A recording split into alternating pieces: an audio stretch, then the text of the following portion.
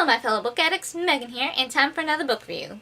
Today I'm going to be talking about Crown of Midnight by Sarah J. Maas, and this is the second book in the Throne of Glass series. So, I love this book just as much as the first book. It was really well done.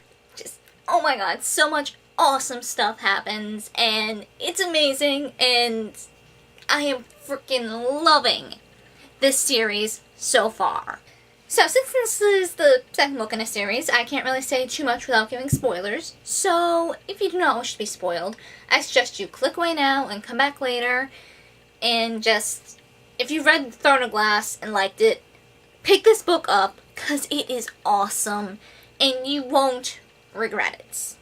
So, spoilery time now. So, this book kind of starts a few months after the last book. Celaena has been the king's champion. She's been going off and killing those that he needs to be killed. Usually some, nobles far off. And, yeah, she's been doing it because at the end of the last book, the king has threatened her. If she, doesn't come back from one of her missions, just runs away, he will kill Chaol. And then, from there, he's gonna kill off another person that she cares about a day until she returns. So, that's some pretty strong motivation to do the job and do it right. And it's also motivation to kind of distance herself from both Dorian and Chaol. So, like I said, a lot of stuff happens in this book. Dorian is showing signs of having magic, which is a huge deal because magic has been outlawed in this continent by his father, and then the rest, any magic that wasn't destroyed, just kind of vanished. So the fact that he has magic and he can't really control it is terrifying, because his father's the type of father who would not hesitate to kill him. He has a second son, so, he doesn't have to worry about losing a real heir, so, yeah, he will kill Dorian if he finds out. And holy crap, some point in the book, Celaena and Chaol realize that they both are in love with each other, and they actually get together, which makes me very, very, very happy. And there is drama with this relationship. The foreign princess that Celaena has become friends with, I'm gonna totally butcher her name. I believe the way I read it is Nehemia, which is probably wrong, but that's how I read it in my head. She has been assassinated, and Celaena actually finds out who assassinates him.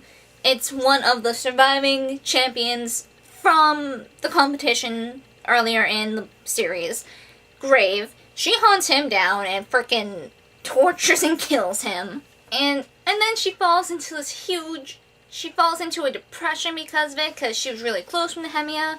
And they had this huge fight before she was assassinated. So, all these, bad words were left between them. She didn't have a chance to apologize and try to explain to her. Nehemia didn't even have, the whole story about why Celaena was arguing with her. They were arguing because Nehemia wanted to, host a huge revolution against the king. And Celaena's just no, bad idea, bad, count me out. And, then Nehemia called her a coward, and huge fights, and then there's those horrible words between them, and then Nehemia was killed. And Chaol knew that there was a threat against Nehemia's life, because the king told him, and he didn't tell Celaena. And that just ruins things between them, because Celaena could have been there and looking after her if she had known. Things with her and Chaol are over, and things are a mess. Celaena finds out how it is possible for the king to have conquered, the whole continent so quickly, especially since the first kingdom that was to fall, I believe it's pronounced Terrasen, where Celaena is from. They were the first to fall, but they were, these awesome warriors, and they had this awesome army, and they were the one kingdom who really stood a chance to overthrowing and beating the king. Yet they were taken down like that. Apparently, there's these 3 things called the wild keys. I don't know how to pronounce that word. And they can grant super awesome power to those who hold them. And if you hold all three, you can open the world gates and go to other worlds, bring things from other worlds here. And if the king gets all three, we know he at least has one. He might even have two. But if he had all three, he would be out conquering other worlds or bringing monstrous things from other worlds here. And just, we can't let the king get all three. We need to, Selena is basically destined to find all three, destroy them, and basically overthrow the king. He could have also used these keys to stifle all magic on the continent except for his own. And because Dorian is his son, that's kind of immunity to losing magic would be transferred down to him as well. And apparently there is a resistance going on trying to overthrow the king. Nehemia was part of it, but she wanted out of it because the organization's a little woo. And they are the ones who hired Grave to assassinate Nehemia. Through a crazy turn of events, Kale and Dorian actually find out that Selena is part Fae. And that's one reason why she's terrified of the king. Because if he knew, she'd be dead. He'd just kill her. One of her powers is she can shift between her human and her Fae form. But since magic no longer exists, she can't really shift. So she's safe there. The only way that he could find out is if he found out who she really was. Which she actually gave Kale a hint, and he figured out who she was. And I love how there were all sorts of little hints in the book.